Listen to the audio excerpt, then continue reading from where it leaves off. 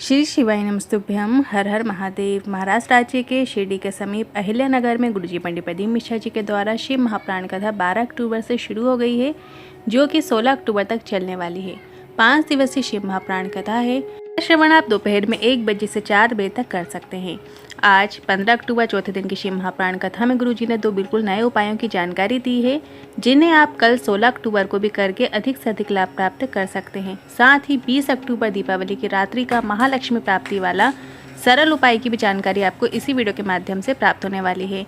किसी कारणवश यदि आपने आज की कथा नहीं सुन पाए हैं तो पूरी कथा का रसद आपको इस छोटे से वीडियो से प्राप्त होगा। तो बढ़ते हैं आज की कथा की पहली जानकारी की ओर। अभी कल ही की घटना है राजस्थान की। राजस्थान में जैसलमेर में जोधपुर बस जा रही थी। एसी बस थी जिसमें सब आराम से सो रहे थे। एसी का पाइप फूट गया और आग लग गई। कुछ लोग आग लगे में ही भागे, कुछ बस में ही सोते सोते ही जल गए, कुछ बस से निकल भी नहीं पाए और तड़प तड़प के वहीं शांत हो गए। उन सभी के लिए श्री शिवाय नमस्तुभ्यम का जाप गुरुजी ने करवाया। आप भी उनके लिए कमेंट बॉक्स में ओम शांति ज़रूर टाइप कीजिएगा। बढ़ते हैं आज की कथा की दूसरी जानकारी की ओर।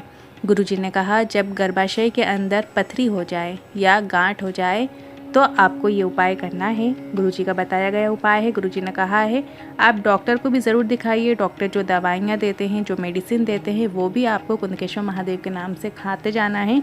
साथ साथ आपको ये उपाय करना है। इस उपाय को करने के लिए आपको 1 दूर्वा और 1 बेलपत्र की आवश्यकता होगी।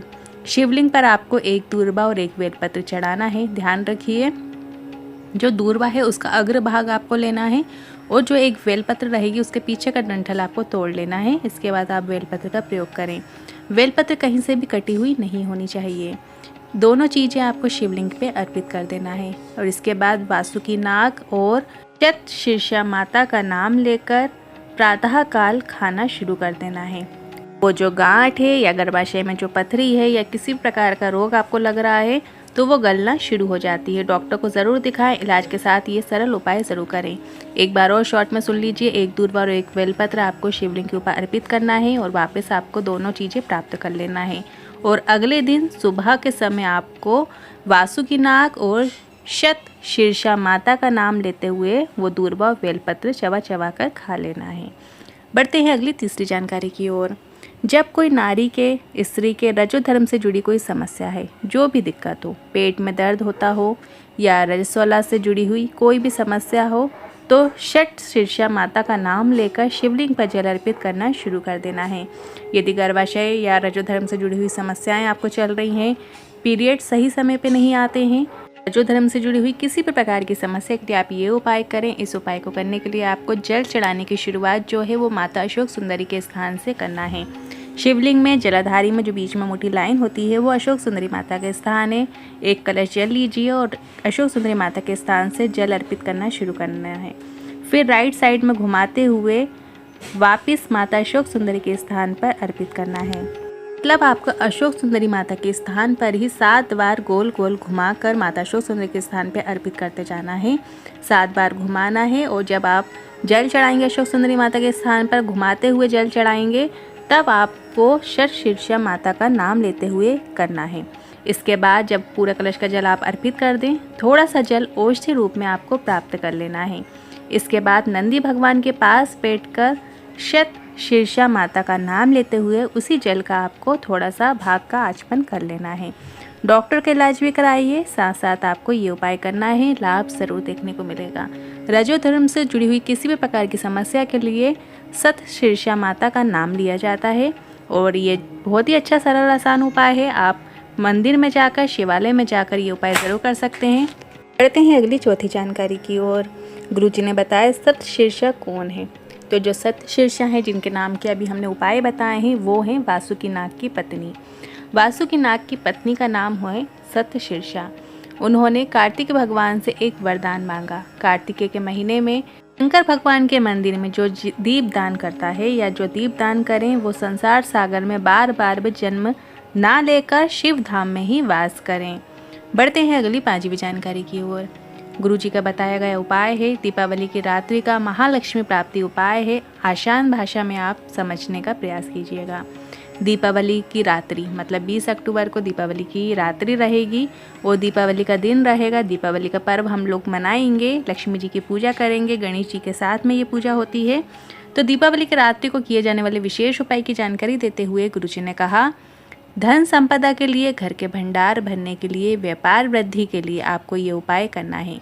दीपावली की रात्रि में 11:30 बजे से 12:30 बजे के बीच आपको ये उपाय करना है। अब आपको दीप दान करना है। कहाँ पर करना है? पीपल के वृक्ष के नीचे, या फिर बेलपत्र के वृक्ष के नीचे, या फिर आंवले के वृक्ष के नीचे। इनमें से आप किसी भी एक वृक्ष के नीचे जाके दीपक ज़रूर लगाइएगा। घी का दीपक आपको लगा लेना है। यदि आप पीपल के वृक्ष के नीचे लगा रहे हो, या बेलपत्र के वृक्ष के नीचे लगा रहे हो, या आंवले के वृक्ष के नीचे लगा रहे हो, तो आपको लंबी बाती का प्रयोग करना है। आप घी का दिया लगाइएगा।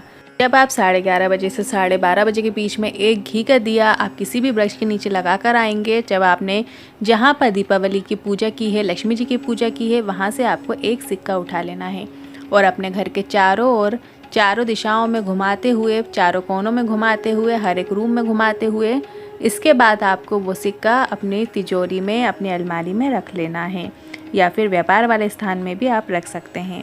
गुरुजी ने कहा है कि अगले वर्ष हम पूछेंगे कि आपका भंडार भरा या नहीं भरा।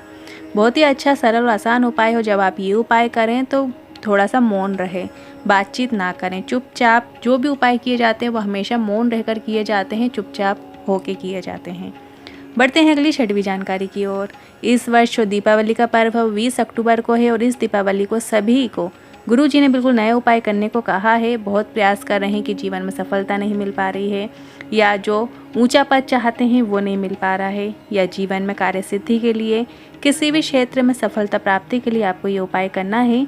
आपको दीपावली के दिन एक बेलपत्र शंकर भगवान की शिवलिंग पे स्पर्श कराकर अपने घर ज़रूर लाएं, और इसके बाद उस बेलपत्र को दीपावली की पूजन के स्थान के पास एक प्लेट में आपको रख लेना है। आपको सीधी बेलपत्र रखना है। आप स्पर्श जैसे करा के आएंगे, आप जब आप प्लेट में रखेंगे तो आपको सीधी बेलपत्र रखना है, और इसके बाद उसमें आपको थोड़ी सी हल्दी और थोड़ा सा कुमकुम अर्पित करना है, और एक चावल के दाने को आपको कुमकुम से लाल कर लेना है, और एक चावल के दाने को आपको हल्दी से पीला कर लेना है। इसके बाद वो दोनों चावल के दाने आपको उसी बेलपत्र के ऊपर रखना है। तो 1 वर्ष तक उस बेलपत्र को अपने पास संभाल कर ज़रूर रखें। आप किसी लाल कपड़े में भी बांध कर, या तो आप किसी पुराण में, किसी पुस्तिका में आप रख सकते हैं, या फिर तिजोरी वाले स्थान पे भी आप रख सकते हैं। और 1 साल बाद गुरुजी ने कहा है कि हमें ज़रूर बताना उस बेलपत्र ने आपको अपनी मंजिल तक पहुंचाया या नहीं पहुंचाया। अब बढ़ते हैं अगली 7वीं जानकारी की ओर। इस शिव महापुराण कथा के बाद गुरुजी की जो अगली शिव महापुराण कथा आएगी वो 25 अक्टूबर से 29 अक्टूबर सीहोर कोपरेश्वर धाम में ऑनलाइन शिव महापुराण कथा रहेगी। आज के इन उपाय से जुड़े मन में कोई सवाल है, क्वेश्चन है तो कमेंट के जरिए पूछ सकते हैं। वीडियो थोड़ा भी उपयोगी लगा हो तो वीडियो को लाइक करके कमेंट बॉक्स में हर हर महादेव ज़रूर टाइप कीजिएगा। श्री शिवाय नमस्तुभ्यम।